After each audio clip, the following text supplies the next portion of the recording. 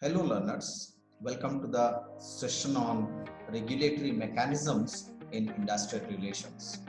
I am Dr. L.K. Jana. I am going to take you through some of the machineries that happens to be the mechanisms to continue this industrial relations. The machineries are in the form of statutory machineries and voluntary machineries. We'll also be going to discuss something called as mediation and litigation, and finally we'll be coming to an end with understanding or familiarizing ourselves about the Lok Adalats. I'll also be trying to make you aware about some of the new trends that has happened in the area of industrial relations. First of all, if you'll see the labor laws, the origin of the labor laws happens to be the protective function. The protective function means it is consisting of an established standards to protect the workers working in the workplaces, so that they'll be getting the minimum basic levels of living conditions from their employers. But however, if you see, the changes that took place in the business environment, the industrial climate has changed, the economic scenario also has changed. So along with these statutory machineries, several voluntary machineries also has come into existence. Therefore, the protective mechanisms are getting transformed to the regulatory mechanisms to prevent and settle some of the industrial dispute, which is comprising of called as the statutory and voluntary machinery. So we'll be starting up with the statutory machinery first. It is the Industrial Dispute Act. The Industrial Dispute Act, learners, for your kind information, this has been enacted in 1947. It has provided the mechanics for resolving the disputes that happens between employers and employees. I'll be also briefing you about what is an industrial dispute just later. Just to set the course of action, I'm again repeating the very meaning of why statutory machinery is because of the Industrial Dispute Act 1947, which has provided the mechanics to resolve the dispute and set up the necessary structure in an industry so that the employers and employees will have an amicable and amiable relationship between them. Let's first understand what is an industrial dispute. Dispute means the conflict, or you can say the difference of opinion that is happening between employers and employers, or between employers and workmen, or between the workmen or the employees with their peers, the workmen or the employees. And the dispute is supposed to be connected with the terms and conditions of employment of any person. So it is happening, then it is called as an industrial dispute. Who can raise a dispute? A dispute can be arisen when a workman or an employee comes to an employer and demands certain things. And when he is demanding, the management has listened, but they are not in favor of it. Or for example, they might have rejected it, right? And the demand that I am referring to, it need to be relating to an employment. So therefore, a workman or an employee can raise a dispute. But we need to remember one thing is, a dispute between an employer and say, for example, a single workman or a single employee may not fall within the definition of industrial dispute. But if the workman as a body, for example, workmen when they are congregated, they are called as the trade unions, okay, or a considerable section of them make a common cause with the individual workman, then we can call it as an industrial dispute. The industrial disputes may be related to, for example, dismissal of an employee, discharge, retrenchment, or termination of services of an employee. And the Industrial Dispute Act is applied to any kind of industrial employment who is employing workman or employee, whether it is one or more. The Industrial Dispute Act 1947 has created a set of authorities in it to preserve the industrial harmony and to settle and prevent the dispute that arises. So let's focus on what are the different authorities that have come into play to restore the harmony or to prevent the dispute or to settle the industrial dispute. Number one is the Works Committee. The Works Committee over here applies to an establishment where 100 or more workers or employees are employed. It is the role of the appropriate government to instruct the employer of an organization to set up Works Committee. And this Works Committee is consisting of equal number of representatives of workmen and the employer, that is the management. And they are being chosen with the consultation of the trade union. The primary function of the Works Committee is to ensure amity and to establish a cordial relationship and to resolve the differences of opinion or matters that is related to common interest. That is, one is the Works Committee. The second one is the Conciliation Officer. The Conciliation Officer is appointed by the government, and the duty of a Conciliation Officer is to mediate and to see that the industrial disputes that has been arisen between employers and workmen is settled. Suppose where industrial dispute exists or is apprehended and the industrial dispute is related to public utility, that point of time Conciliation Officer can hold conciliation proceeding, and that is mandatory. So in those cases, the role of the Conciliation Officer is to investigate the dispute and to ensure that the parties are coming to an amicable settlement. However, the Conciliation Officer cannot solo or cannot alone take the decision. He is supposed to create a report of the settlement that he has initiated, and he needs to send it to the government. If no settlement is reached, then also his role is to submit the report to the government citing the reason on account of which settlement has not been reached. The Conciliation Officer is supposed to submit this report within 14 days of the commencement of the conciliation proceeding. Suppose if an agreement got to be reached by the parties when the Conciliation Officer is involved, then it is binding on both the parties. The third step is the Board of Conciliation. It is again the appropriate government will notify constituting the Board of Conciliation, and their role is to again to promote the settlement of an industrial dispute. So the Board of Conciliation that the government forms, the role is more consultative in nature, which is similar to that of a Conciliation Officer. The next part, the fourth part, is a Court of Inquiry.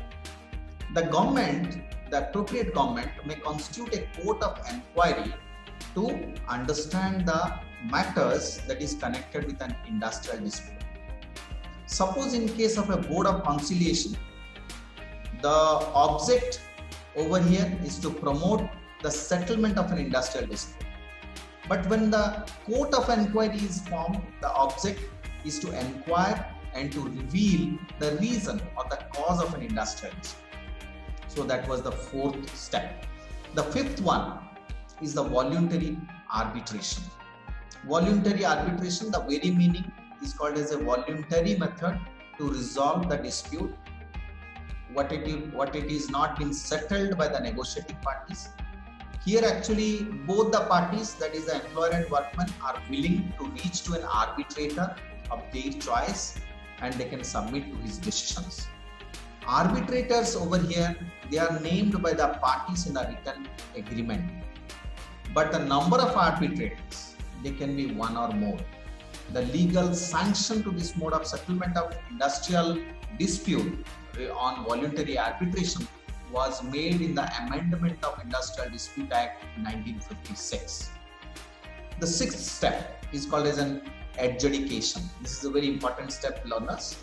Industrial Dispute Act has provided a three-tier system of adjudication to address the industrial dispute.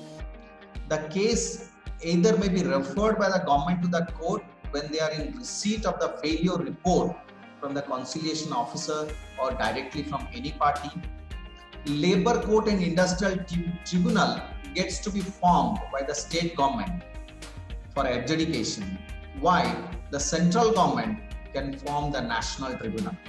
So as I told, there are the state government are creating labor court or industrial tribunal. Let's try to find out what are the functions of these courts or tribunals. For example, the labor court. The role of the labor court is to explore the application and interpretation of the standing order, check whether it is the discharge or a dismissal of workmen that has been taking place. If there is a withdrawal of any customary concession or privilege, you can check, or that is the function of them. Illegality or otherwise of a strike or lockout or any matter that is not specified to the industrial code can be referred to the labor code. When it comes to industrial tribunal, the industrial tribunal takes care of the functions that is related to any matter that is within the jurisdiction of the labor code. For example, any matter that is pertaining to the wages of the employees, compensatory allowances, the disputes that is raising for the hours of work and rest intervals, bonus, PF, gratuity, if the employees are working in shift and they have a dispute, retrenchment or closure of establishment. So this is about the industrial tribunal. The third one, as I told, if the state government is unable to come out with a solution, then the case gets referred to the central government, and central government has a body called National Tribunal. So over here, there is an undertaking in more than one stage which is affected by the industrial dispute that will get referred into the National Tribunal, and this National Tribunal's verdict or view is of national importance. Actually, the matter that is of national importance that gets referred over here, and the matter that is related to the functioning of the labor or industrial code gets referred to the National Tribunal. So this is what I am referring about the adjudications. Coming to the seventh step, that is called as the Grievance Settlement Authority. The Grievance Settlement Authority says any enterprise or organizations where 50 or more workers are employed, then the Grievance Settlement Authority comes into play. The role is to settle the individual grievance of employees, and industrial disputes or individual disputes are referred to these courts when no settlement are coming out from the Grievance Authority. Number 8 is called as an appointment of welfare officer, and this is already been notified in Factories Act 1948 to appoint the welfare officer where the employees, where 500 or more employees are being working. The next step is to be called as a standing order. I think for that there is a specific act that has come into play that's called as an Industrial Employment Standing Order Act 1946. That also prescribes some of the preventive measures in the form of standing orders. That is basically laying down some kind of uniformity in the terms and conditions relating to the employment of work. There are several central and state industrial relations machineries also come into play, which is coordinated by the Regional Labour Commissioner together with the Labour Enforcement Officer. Their function is to prevent or investigate or settle the industrial dispute or industries, or the enforce the labor laws and awards in the region. They need to verify the union membership. They can fix the minimum wages, and the central implementation and evaluation machinery also they promulgate to ensure that the implementation of code of discipline, labor laws, awards and settlements are being taken place properly.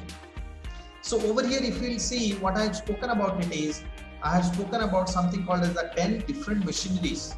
I think works committee we have started. This is actually being used for consultations. Conciliation officer, they are starting for conciliating between the disputes that is arising between the employees and workmen. Then the board of conciliation we have discussed. Their role is to conciliate. Court of inquiry is to address the inquiry. Voluntary arbitration, to arbitrate. Then there are for adjudications, we spoke about for the state government machineries, we spoke about Labor Court and Industrial Tribunal, and at the center, the National Tribunal. And similarly, to settle the individual grievances or disputes, we have around 3 machineries. One is the Grievance Settlement, which we discussed, welfare officers who are appointed under the sections of Factories Act 1948, standing orders, and central and state industrial relations machinery. Now let me move you all to another phase that's called as a voluntary machinery.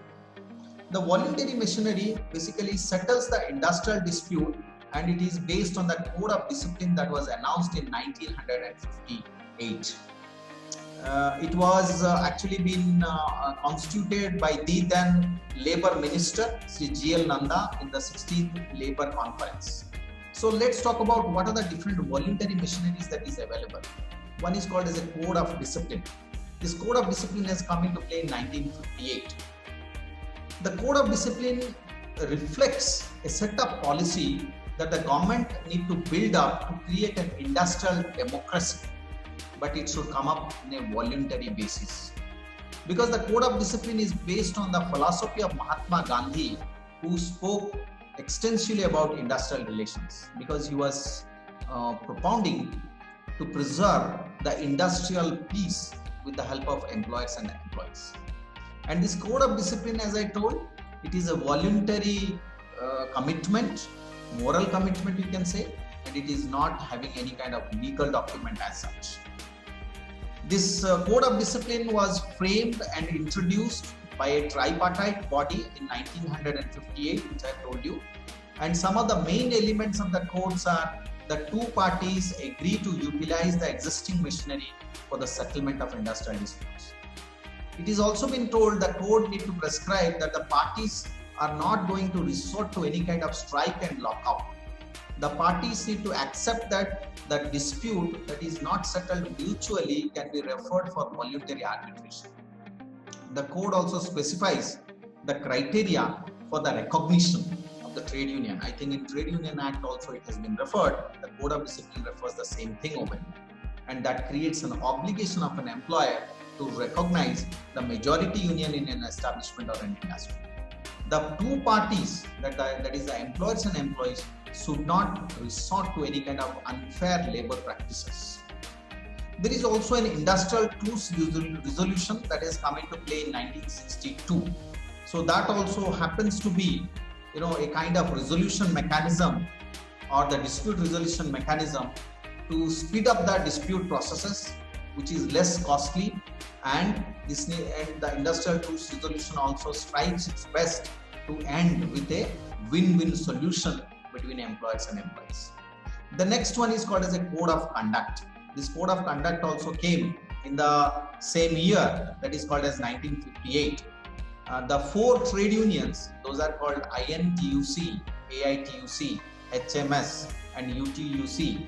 These four central trade unions, basically they have agreed to observe certain principles together so as to view or maintain harmonious inter-union relations or inter-union rivalries need to be carved out.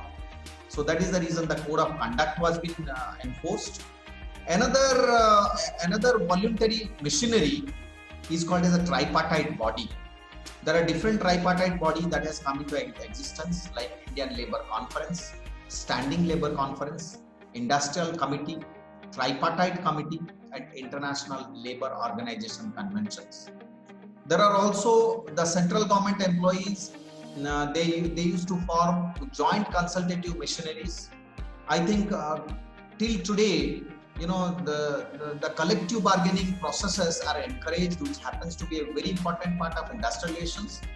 Workers' participation in management, which is widely being seen in public sectors, in other establishments, manufacturing establishment.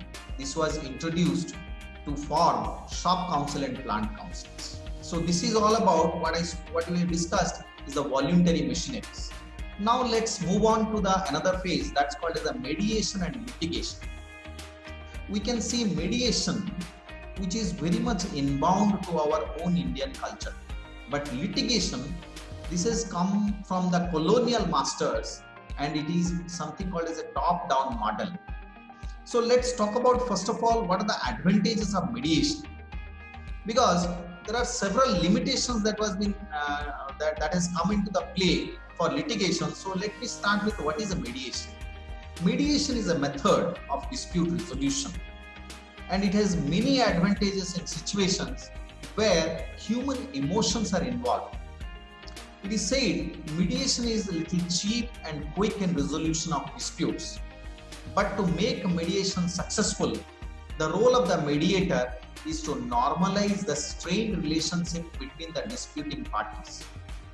So in order to achieve perfect mediation, a mediator is supposed to be a good counselor who is supposed to take care of or comprehend the emotional issues that is associated in a problem.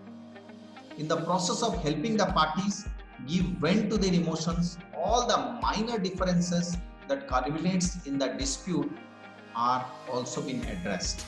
And once the emotions and ego related aspects that is associated with the disputes are soothed, the disputing parties are able to negotiate in a reasonable way.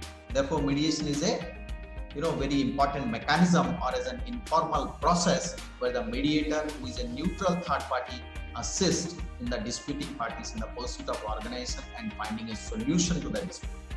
But whereas in case of litigation basically involves a lot of delay. It is expensive.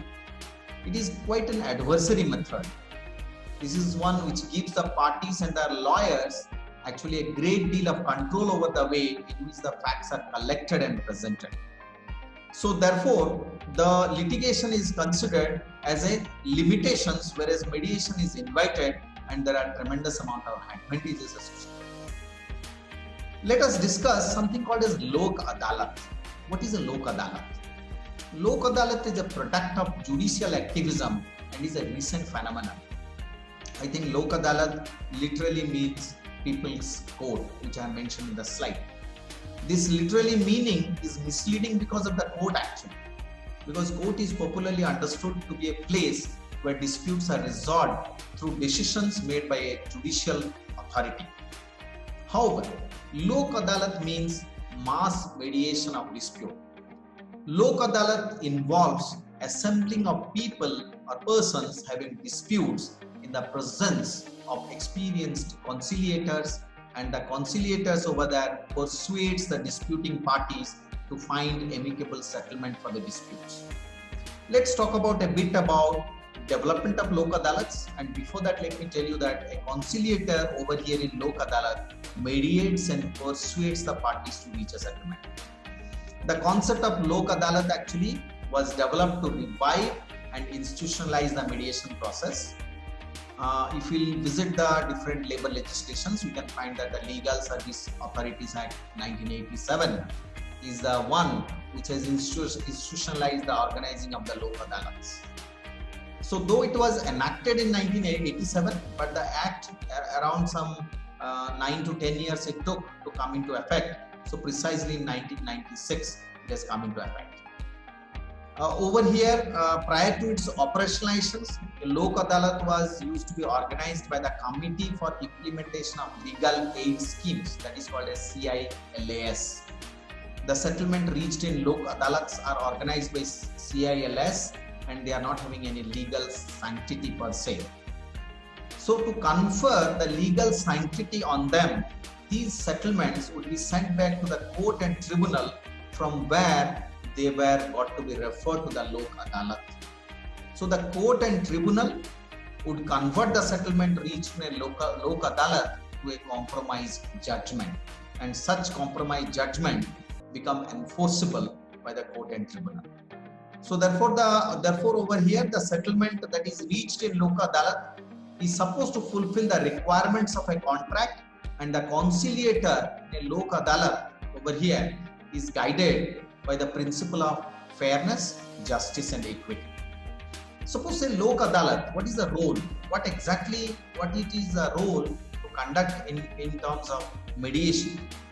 Suppose if you'll see in India, after 2002, the amendment to the Civil Procedure Code has happened, and parties got to be compelled to go to the Lok Adalat for conciliation.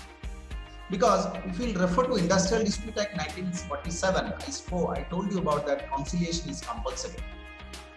But it is not compulsory that parties must settle their disputes in Lok Adalat or through conciliation. So conciliation is mediation in a formal way.